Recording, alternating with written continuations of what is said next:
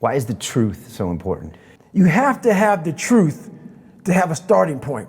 And your true self is found, honestly, in that very uncomfortable zone. We all look for toughness. We all want it, but we look for it in a comfortable environment. You will not find toughness in a comfortable environment. Those of you who are listening to this, whoever hear this, you will not find it. I was trying to look for it everywhere. The only way you find it is to drown yourself in a position where you're just out of sorts. But you say, you know what, man? That. Once you come face to face with who you are, you have a starting point. It seems like, especially with confidence, right, or self-esteem, there's a relationship between confidence and competence. Mm-hmm. So what you're looking to do is try and have what you believe that you can do be ahead of what you can do. Right. Now, you're not looking for it to be delusional. You don't want it to be able to believe that you can do something like fly, right? But you need to have a relationship between the two. But what people are asking for is for their confidence to be so far ahead of their competence that, or without having even been competent at anything in the beginning. And that's just delusion. That's fantasy. Build belief. Belief is like, there's an after school special belief where the mom says, believe in yourself. And that's all great. But there's also a built belief. Like for me, I came from a bad place. How I build belief is through the daunting tasks I put myself through. So that's proof positive that I can. So it correlates. And that's how this piece of kid I once thought I was built belief by saying, I was in 3 hell weeks. I went to Ranger School. I tried out for Delta selection. Undeniable stack of proof. That is proof, mother. So whenever you think you can't, the confidence comes from the thing that you built. You must build belief. You must build confidence. It can't be like, hey, I'm gonna knock that out. You gotta look over here and say, I can knock that out. It's belief, and it's built on what you put in to yourself. It starts with yourself, man. You gotta start diving into those things that you are afraid of. You don't gain confidence by going to the spot that makes you feel good. It's gonna be a false reality. And the second life gives you that challenge, all you wanna do is go back to what made you confidence or what gave you confidence. Is that happy spot? No, what gave me confidence was spending years at a kitchen table trying to learn how to read and write on my own, realizing I can't learn the way you learn. I can't, but I can learn. What gives you confidence, not being afraid, is overcoming the fear. That's what gives me confidence, is facing these things, overcoming them. And maybe not overcoming them every day, but facing them and facing them and facing them. Pretty soon like this, you know what, man, this is where it's at. It's not in that comfort zone. It's in the discomfort zone is where my confidence is getting built. That's where it's getting built. But people want an easier answer. Yeah. There has to be an easier way. There's not. I'm sorry. I searched for it my entire life. You cheated, I did. You lied. I lied. I did everything. And I still felt empty. You never examine this. Happiness, peace, enlightenment, it's all up here, man. It's all up here. It's all up here. You just gotta be willing to go and face it. And that's the hard part. Where most people quit, I had just started. And when you take that mindset and you learn to flip that around, that's what made me powerful. And my body followed. Failure, hell, disappointment, discomfort is a great learning tool. And many people don't understand that. It's these few moments in life that you have. Like for me, I always talk about it. Rocky 1, round 14. That 1 2-minute and 13-second clip of Rocky getting up when Apollo knocked him down. That one clip, when I was going through a very bad time in my life, I saw what I wanted to be. And it wasn't a guy that won. It wasn't a guy that won everything he did. It was a guy that kept getting up after being knocked down. So I realized if that 2 minutes and 13 seconds changed my life, that's all it was. I saw something that I needed to be in the world I was living in. Maybe my story will give someone the 2 minutes and 13 seconds they need to change their life. Everybody's got a story. We don't share it on social media. We share our nice life on social media. We all have a dungeon. I'm just willing to talk about mine. I don't care how you perceive David Goggins, because through my journey, I figured out the one piece I was missing. I thought it was cars. I thought it was women. I thought it was money. I thought it was everything. The one piece I was missing was me having the courage to face myself. Where I got my work ethic from was the hours I had to spend learning this. When you sit down and you're not smart, and you have a disability, and you still want to be at the top of your class, I didn't want to just get by. When I realized that I can learn through hard work, and I can beat the valedictorian in school, but I got put in 10 hours more a day than he does. You know what kind of strength comes from that? When you're sitting down, that guy that valedictorian studied for an hour, and you know, I caught you, and I am dumb, but I have the work ethic to catch you. That's where David Goggins got really invented. Was at a kitchen table with 20 spiral notebooks that were empty. And then 3 months later, they were full. And when you can go through that, I still have them in my storage unit. You go through these spiral notebooks of your life, and you realize this is how I learn. Your brain is the most powerful weapon in the world. Once you put away your phones and your computers and all that we have nowadays, yeah, it's great. We're up to date. But your brain is the only thing you have when you're going through depression, when you're going through hard times, when you're going through death, real life. You can't Google that, man. There's 24 hours in the day where you're alone in this brain, and your brain is talking to you in all kind of ways, and it wants to control you and pull you in these different pockets. If you can't control your own brain and your brain controls you, you got to tell your brain where you want to go and how you want to go and how you want to get there. You got to control it. New norm. And all I knew back then was hard work. The only way anything gets accomplished, you got to work hard. You got to work hard. I can't get this paragraph. I can't remember what the in this paragraph to pass this test to get in the military. Read again. Still not getting it. Read again. But if you're not getting it, write it out. And that's how I started learning. Okay, well, I got to write out everything I do. And then write it out again. And write it out again. And guess what happened? I got it. I can't swim. I'm negative buoyant. Go back again. I can't swim. Go back again. Go back again. Go back again. I got it. I realized if I keep going back and going back and going back until the just becomes, your mind will say, okay, we're going to figure it out. It'll find a way. Because he is not going to stop. It's not like I'm going to try one more time. No, it's just like alarm clock goes off, boop, we're going back. I can't read right, we're going back. I gave myself no way out, and my mind realized that. They said, okay, we're going to adapt and overcome now. That was my mindset. And that's how you get through things. You immerse yourself in wherever it is, and you become that. You become that and give yourself no way out. But people don't want to go through the process of focus, of teaching yourself how to truly focus. I was the lowest form on earth, no talent, no ability to learn, and I literally know what it is to be rock bottom and to build that up. It's like whether you believe in God or not, I do. He put this lab rat, which is me, on this planet and said, let me see what a beat up, abused kid who can barely learn, who has a twisted body, messed up genetics, sickle cell, this and that. Let me give him everything that pretty much disqualifies you from the military. And let's put him in this and see what comes out of it. It was a choice I made. And the choice I made was, what are you willing to sacrifice and what are you willing to give up to find every bit of who you are as a human being? And I was willing to give everything to do that. You have no idea how great you really are because you are using such minimal of what you have. And if people can learn to focus, this is what's possible. While every second of the day, he is trying to extract more from something. He's constantly thinking, he's constantly disciplined, never going off the path.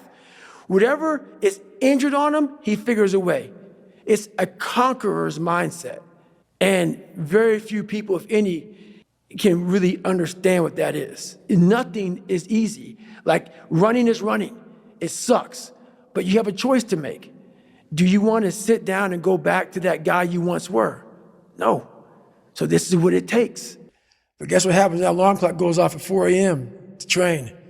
I don't want to be a SEAL today. Or I don't want to be whatever today. I'll start tomorrow. And that's the usual pattern of people's lives. Until you really want to do something, you're always going to be a talker. I know why you hate me. You hate me because you're probably in the bed right now. You're probably an underachiever. You're probably somebody who doesn't want to do anything with your life. So I make you question everything about yourself. So I'm going to continue making you question yourself by coming out here and being even more successful. So like I said, I'm always examining myself every day. What is it? What is it? Well, there's only one thing you haven't examined yet, and it's going back to the beast, going back to the demon. So when I went back to him, I realized that that was the unsolved mystery. At the end of the day, I asked myself one question: can I take one more step? And usually the answer is yes. So if you can answer that question and not take another step, that is real failure. That is real quitting. So a lot of people can take one more step, but they choose not to. I don't know if you can take 2 steps. You got to answer that question after you take the first step.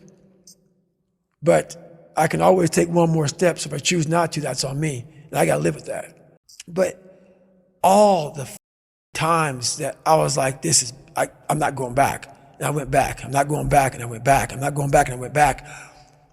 It showed me even more of what we have as humans, if we're willing to go there and we're willing to push that extra step. So for me, this was the new level.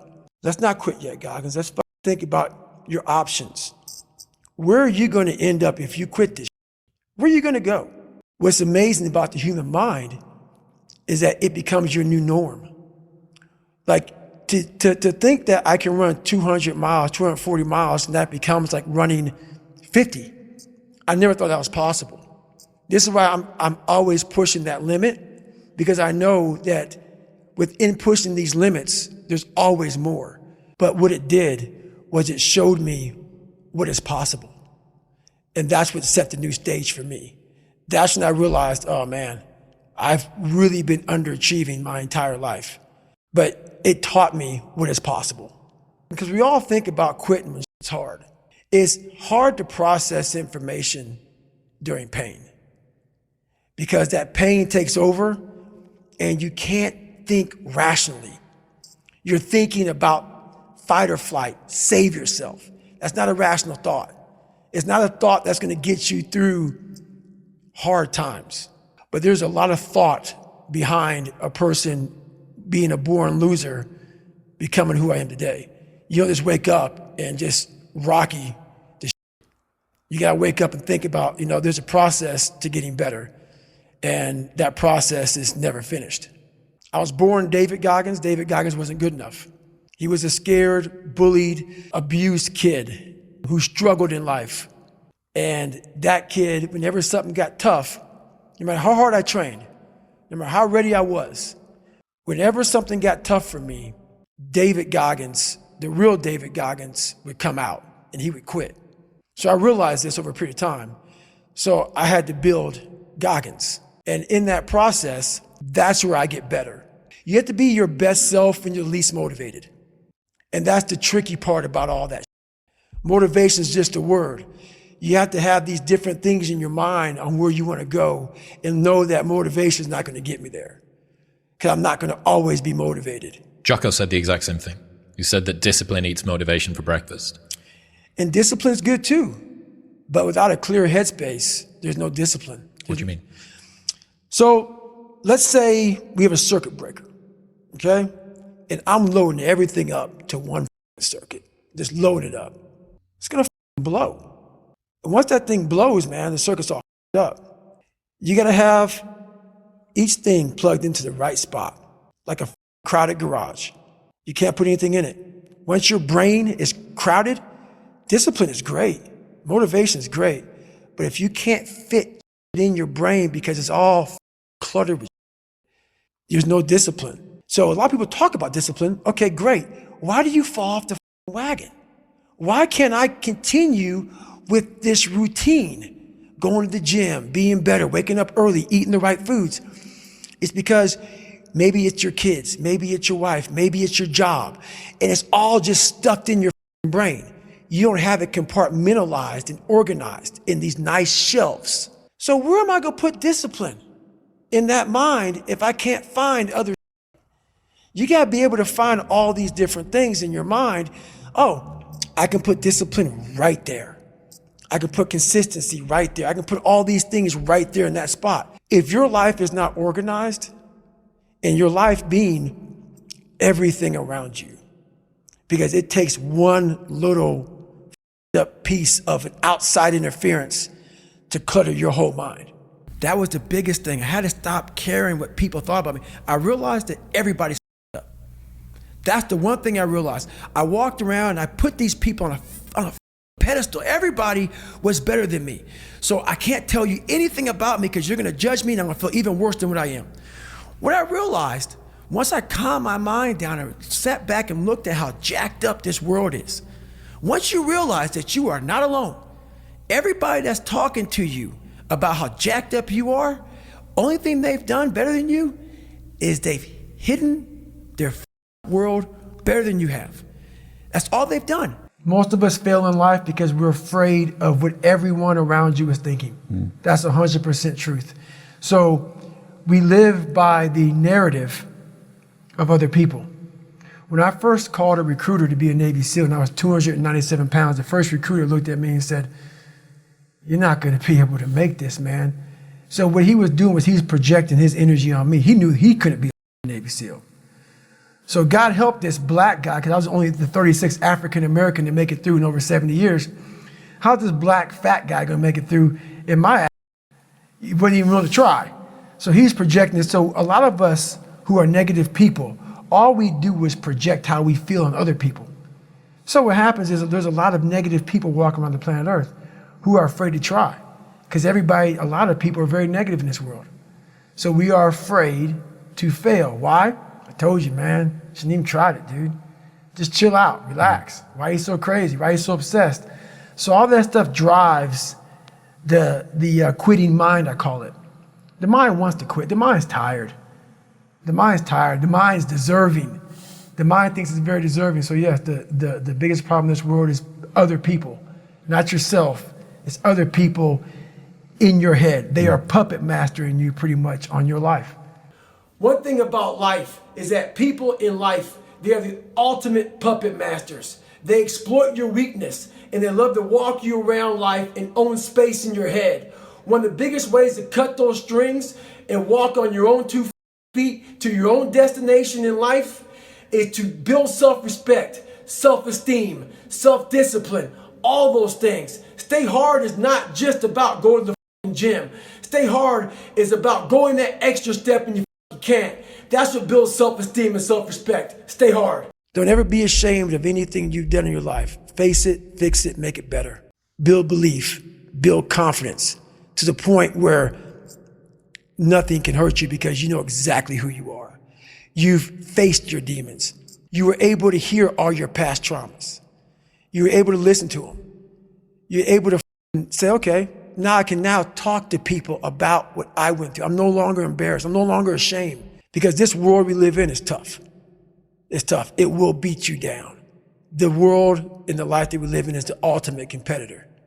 It will try to take you out. It will find your weakness and it will just hammer you. The world's tough. The world's tough. And so we are training kids and people to be soft in a world that continuously gets harder. Unchosen suffering is going to happen, right?